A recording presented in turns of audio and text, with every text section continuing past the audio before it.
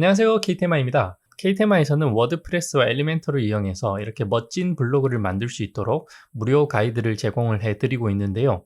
최근에 엘리멘터에서 메이저 업데이트가 나와서 여러분들께 소개를 해드리고 거기에서 가장 핵심적인 컨테이너라고 하는 개념에 대해서 한번 알아보도록 하겠습니다.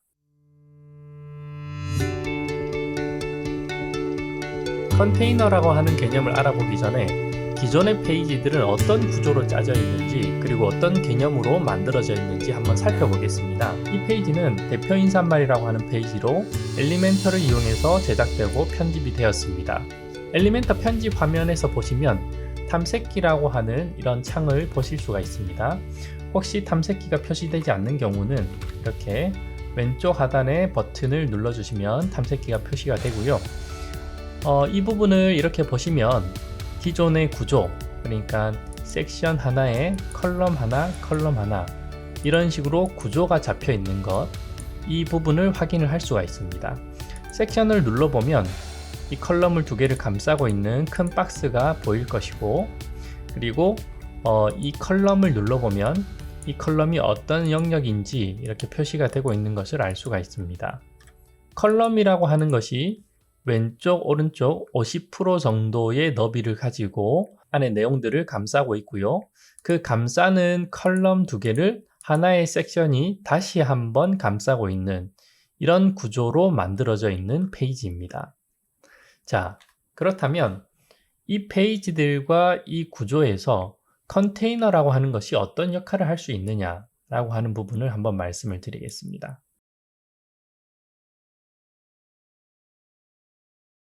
먼저 컨테이너를 한번 활성화시켜 보겠습니다. 기존에 컨테이너가 표시되지 않는 유저들은 왼쪽에 어떤 엘리멘터에서도 컨테이너를 찾을 수가 없고요. 다음과 같이 하시면 되겠습니다. 워드프레스 관리자 페이지로 이동을 하시고요. 왼쪽에 보시면 엘리멘터가 있고 엘리멘터 하단 메뉴에 설정이라고 하는 메뉴가 있습니다. 이 메뉴를 클릭을 하면 4개의 탭이 이렇게 표시가 됩니다. 거기에서 특징이라고 하는 탭을 클릭을 하시면 여러 가지 옵션들이 쭉 표시가 되는 것을 볼 수가 있습니다. 이 중에서 하단에 보면 플렉스박스 컨테이너라고 하는 부분을 여러분들이 확인할 수가 있는데 기본이라고 되어 있는 분도 있고 비활성화라고 되어 있는 분도 있을 겁니다. 활성으로 눌러주시고 변경 사양 저장 이렇게 해주시기 바랍니다. 간단하게 설명을 보시면 새로운 플렉스박스 컨테이너 요소로 고급 레이아웃과 반응형 디자인을 만드세요. 현재 섹션열 구조를 대체하지만 기존 섹션열 구조는 계속 유지합니다. 섹션, 내부 섹션 및 열을 편집할 수 있습니다. 이렇게 되어 있습니다. 이 플렉스박스 컨테이너라고 하는 것은 사실 개념 자체는 CSS의 어떤 개념들입니다. 그래서 기본적으로 우리가 홈페이지를 만들고 운영을 할 때는 이렇게 편하게 위젯이나 엘레멘터라고 하는 툴을 이용해서 만들지만 이 툴들이 기본적으로는 CSS로 최종 변환이 되어서 사용자에게 표시가 됩니다. 이 CSS, HTML도 지속적으로 발전이 되고 있기 때문에 새로운 개념이 나오게 되는 거고 플렉스박스 컨테이너라고 하는 것도 마주하게 되는 것입니다. 이 플렉스라고 하는 개념에 대해서 조금 더 자세히 알고 싶다면 제가 추천하는 블로그가 있으니 한번 참조해 보시고요. 이 블로그에서는 기본적인 설명과 함께 이렇게 버튼을 클릭해 보면 어떻게 실제로 작동이 되는지 확인할 수가 있거든요. 그래서 실제로 이렇게 작동을 하시면서 개념에 대해서 확인하시고 직접 한번 실행을 해 보시기 바랍니다. 제가 아래쪽에 이쪽 블로그 주소를 링크로 남겨드리도록 하겠습니다.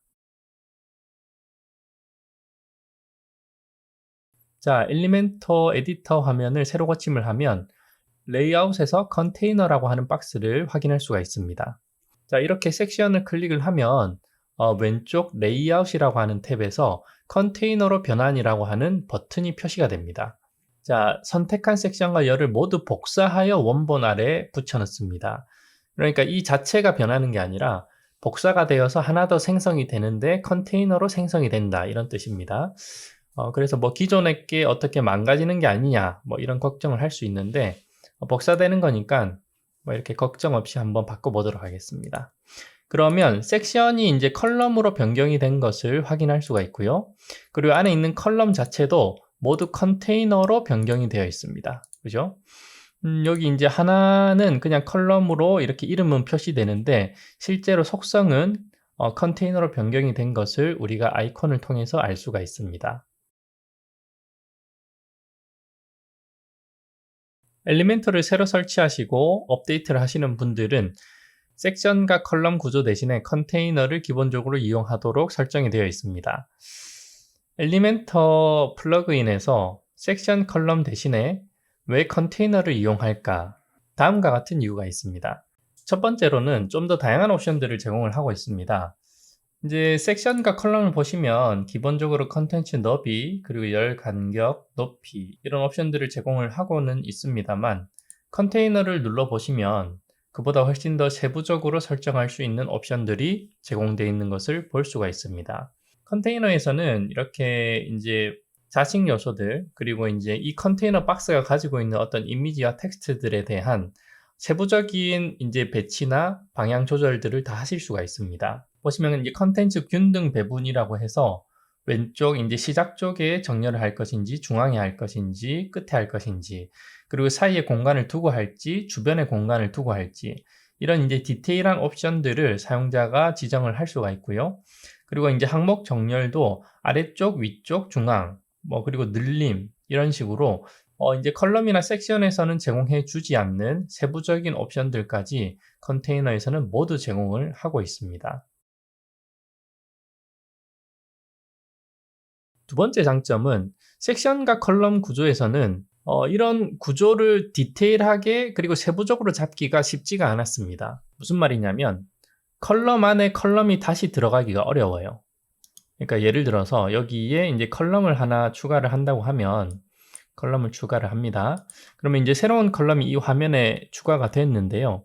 이 컬럼에 어떤 내용을 넣어서 첫 번째 컬럼 안으로 집어넣고 싶다라고 하면 이 컬럼 안에 컬럼이 들어가지가 않습니다. 그죠? 컬럼 안에는 다른 컬럼이 들어갈 수가 없고 들어갈 수 있는 요소들이 정해져 있었습니다.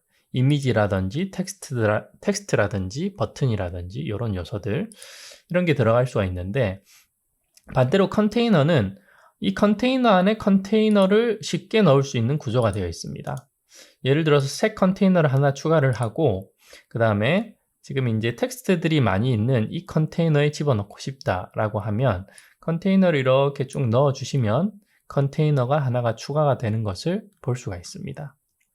그러면 이 컨테이너 안에 다시 컨테이너를 넣거나 어떤 이미지나 텍스트를 넣어서 구조를 만들어 줄 수가 있습니다. 아래쪽에도 이제 새 컨테이너를 추가를 하기 위한 어떤 구조를 보시면 기존의 섹션 구조와는 다르게 복잡한 박스 구조도 쉽게 만들 수 있도록 이렇게 틀을 제공을 하고 있습니다. 그래서 기존의 이제 섹션 컬럼에서는 복잡한 구조를 만들기 어려웠다라고 하면 이 컨테이너 구조에서는 복잡하게도 쉽게 만들 수 있다. 이런 장점이 있습니다.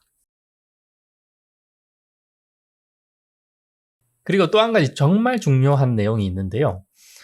이거는 이제 섹션 컬럼 구조에서는 이런 게 제공이 안 돼서 사람들이 정말 힘들어 했는데 컨테이너라고 하는 구조에서는 박스 자체에 이제 그 링크를 줄 수가 있습니다.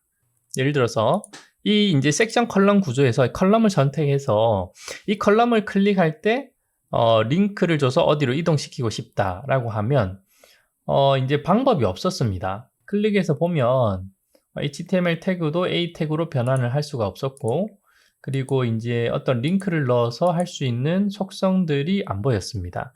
근데 컨테이너에서는 이 작업을 쉽게 할 수가 있습니다.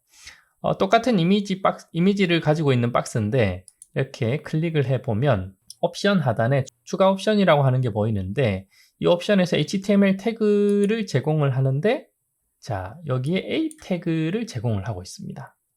그래서 예를 들어서 이렇게 다음 링크를 넣는다. 새 창에서 열기 이런 식으로 추가를 해주게 되면 이 박스를 클릭할 때 링크를 다음으로 이동할 수 있도록 혹은 내가 원하는 어떤 페이지로 이동할 수 있도록 지정을 해줄 수가 있습니다. 이렇게 컨테이너에 링크를 거는 것은 정말 기존에 할 수 없어서 아쉬웠던 부분인데 이렇게 플렉스박스와 컨테이너를 이용해서 링크를 걸 수 있으니 정말 편하게 이용할 수 있을 것 같습니다. 이 컨테이너 박스를 통해서 링크를 거는 부분은 정말 활용도가 많거든요. 그래서 다음에 한번 가이드 영상을 통해서 소개를 해드리도록 그렇게 하겠습니다.